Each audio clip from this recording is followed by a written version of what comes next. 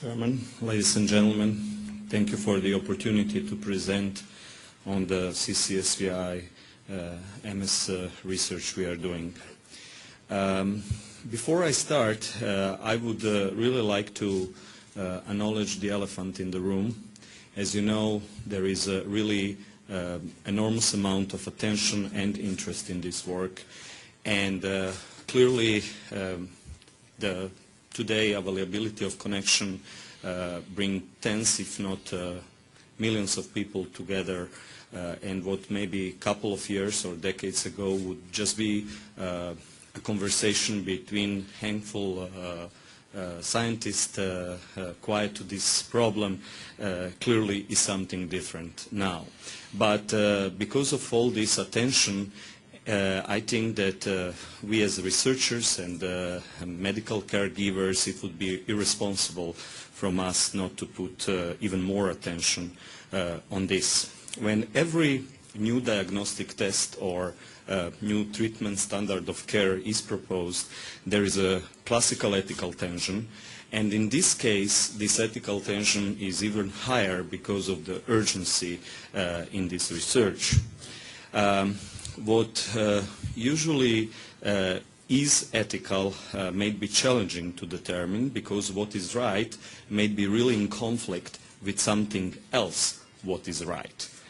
And I think that in the case of the CCSVI, we should really balance the scientifically rigorous research with the respect of the patient's needs and rights, needs to know the results, and rights to really couple with this devastating disease.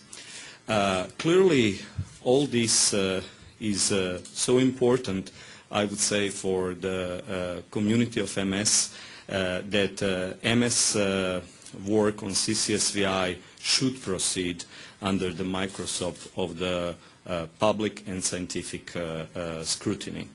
And allow me to just, before I start with my scientific part, point on a couple of, I think, important points. First one is, I think that CCSVI, as we heard, might really expand the understanding of the MS disease process in patients with MS.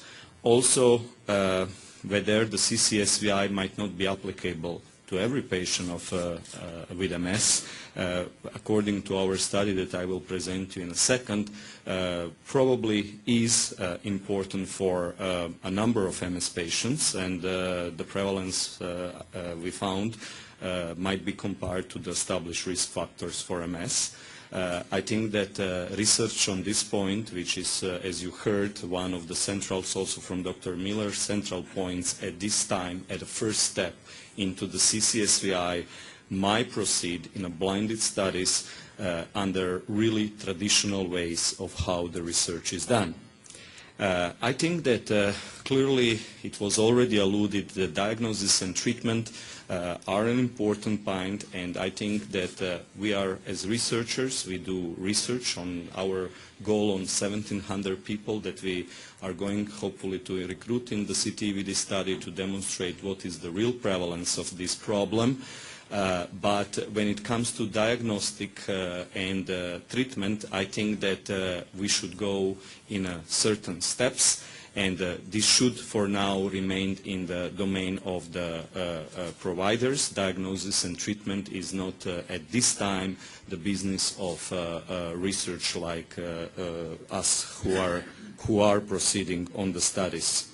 We also have to take into account that to do research, clearly funding is needed, and most of the funding at this time is remaining with traditional understanding. We welcome all the new endeavors like from NMSS Society and others to provide RFPs for this type of research, but at this time clearly the funding is coming from the biggest stakeholders in this research, and these are patients themselves.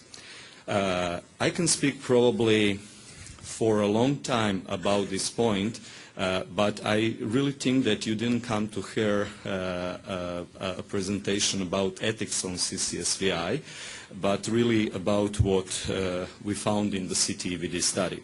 So the CTEVD study was a blinded study in which we applied ultrasound Doppler according to Zamboni criteria and MRV on subpopulation of patients in order to understand first as a main endpoint in prevalence differences between the study groups, including MS patients, healthy controls, and patients with other neurologic diseases. We also planned to correlate the MRI, these findings with MRI, clinical, environment, infective, and genetic outcomes.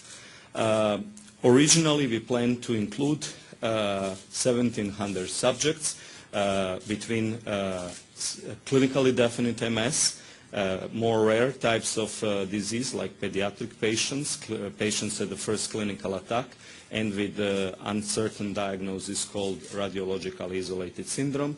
We also had put 600 controls divided between the healthy controls and patients with other neurologic diseases divided in 3 different groups: people with inflammatory disorders, vascular disorders, and neurodegenerative disorders.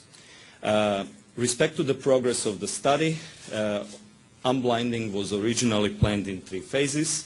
After 500,000 and 1,700 subjects were collected, we took the privilege at that time to rationalize whether we should continue with 1,000 or 1,700 subject collection after the first 500 data. The first 500 patients were collected by the end of subjects by the end of 2009, and the results will be presented just in a minute by me and tomorrow as part of the normal session. The CTEVD phase 2 study is awaiting for funding. We have a lot of new ideas how to improve what we did on the first 500 subjects. Because of the enormous interest in this research, we extended the recruitment nationwide by the end of 2000.